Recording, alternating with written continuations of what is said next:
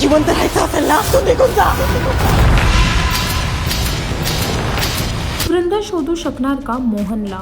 सौभाग्यवती वृंदा मोहन या मालिकेमध्ये वृंदा मुंबईला आली आहे तिच्या नवऱ्याला शोधण्यासाठी आणि नवऱ्याला शोधता शोधताच तिला एका बाईकडून धमकी सुद्धा भेटते. आता ती सावधानीचं प्रतीक होतं की ती धमकी होती हे तुम्हाला प्रोमोमध्ये आणि सिरियलमध्ये पाहायला मिळणार.